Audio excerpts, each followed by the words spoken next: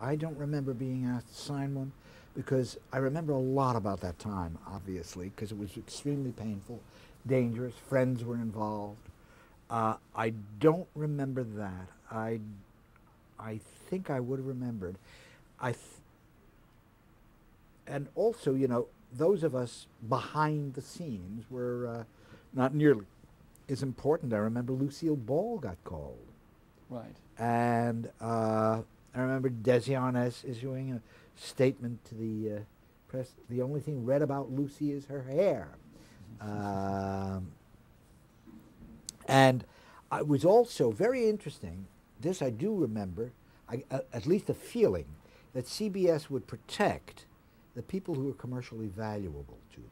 Like Lucy was everything. I mean, they they would have told HUAC to go screw themselves rather than give up Lucy. Yeah. She just meant too much.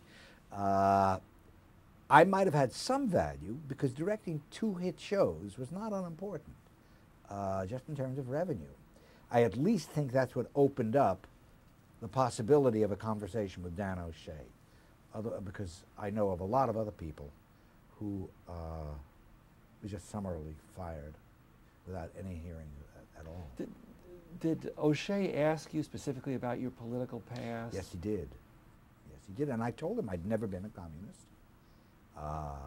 I was certainly left wing. Yes, I did vote for Henry Wallace, but, and I didn't get on any high horse about, you have no right to ask me this. I wanted to work. That's why I didn't know how well I'd behave when I went up to Mel's house to see Matuso, because with O'Shea, I at least walked in thinking, oh, he's out to help me. The blacklisted writers like Polanski, Walter Bernstein, Arnold Manoff, did they continue to write for CBS using other names? It's one of the great romantic stories. Arnie Manoff and Walter Bernstein and Abe Polanski were a triumvirate. They were close friends, close personal friends, close political friends, and all three of them had been writing for us fairly openly on Danger. Polanski, after he had been blacklisted from Hollywood, because he had a good, solid Hollywood career going, came east because he couldn't work there anymore. When blacklisting hit, and the three of them were immediately knocked out of the box, they did the most romantic thing. They said, look, we don't know which of us will get hired again, if ever. Why don't we set up a co-op? And let's find fronts. And it's going to be complicated because a check is going to have to be made out to, I remember one of the names was Kate Nickerson. So CBS is going to have to make out a check to Kate. And there's going to be tax deducted. And Katie's going to have to pay tax, so we're going to have to reimburse her. And we're going to have to pay tax, et cetera, et cetera. So it got very complicated. But what we will do is, if one of us is hired, we all three split the check. If things go good and there's a lot of work, then you may have to do the first act and I'll do the second act, and Abe, you do the third act if we're on deadlines and things like that. So they set up that kind of a co-op.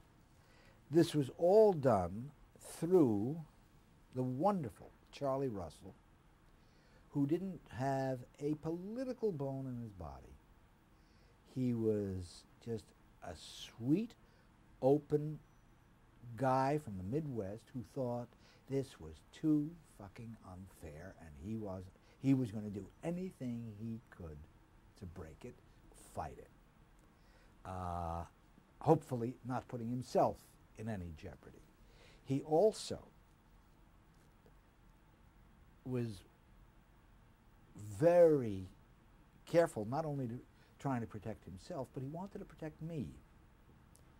And if I ever wanted to talk about something, he would say, give me your notes and I'll bring them to the writer So I didn't know for a number of months about this arrangement that the guys had. Charlie was protecting me. And also that way protecting himself, because if I ever got called, he didn't want me in a position of having to say what I knew or didn't know. So did you actually not know that they were writing this Not at the material? beginning. Mhm. Not at the beginning. And then I got suspicious of the fact that we were using these three writers over and over again. I've forgotten. Kate Nickerson, I don't know why I remember that name. Except I know why, because a woman writer in television was so rare then. And these names. But there was there a real Kate Nickerson Yes, who got these the all check? had to be Right, real people. Right. Who were in on it and could, and I may be wrong here, maybe memory is playing me tricks, it might be worth looking up. I think that somebody named Kate Nickerson was press secretary for Governor Rockefeller at one point. And I would love to know if it was the same person. I don't know. But there's something deliciously ironic about it if it was the same person. At any rate,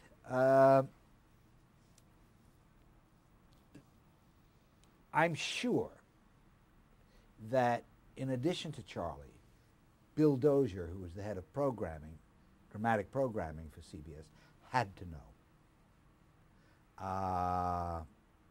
Bill was no fool.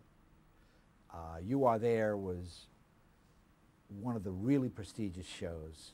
He kept very close hands on it, watched it, not only watched it, but, you know, he was around on camera day. I, of course, began to wonder about it when I could never meet the writers, you know, because normally, for instance, on Danger, we would very often, for the first reading, have the writer there, so that if there were any little changes to be made, the writer could make them. But on You Are There, that never happened. And then eventually Charlie told me.